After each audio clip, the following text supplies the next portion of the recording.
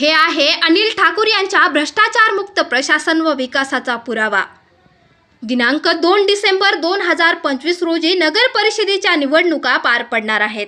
याकरिता सर्वच इच्छुक उमेदवार मतदारांना वेगवेगळे आश्वासने देत आहेत, परंतु भ्रष्टाचारमुक्त प्रशासन चालवण्याबाबत कोणीही बोलण्यास तयार नाही। अनिल ठाकूर यांनी नगरपालिका प्रशासन भ्रष्टाचारमुक्त चालवून दाखवली आहे।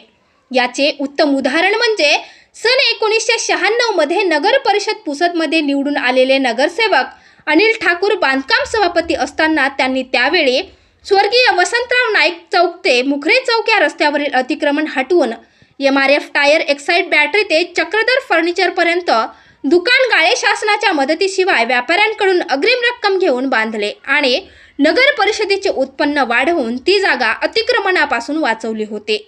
अनिल ठाकूर यांनी 30 वर्षांपूर्वी बांधलेले दुकान संकुल आजपर्यंत जसेच्या तसे उभे आहे, परंतु सन 2001 नंतरच्या निवडून आलेल्या पदाधिकाऱ्यांनी पुढे दुर्लक्ष केल्यामुळे उर्वरित जागेवर परत अतिक्रमण झाले।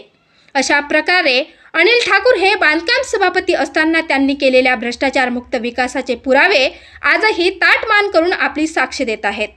त्यांच्यानंतर इतक्या वर्षात कोणत्याही नगरसेवकांनी असे प्रकल्प उभारले नाही किंवा पुसदच्या विकासाबाबत विचार केला नाही।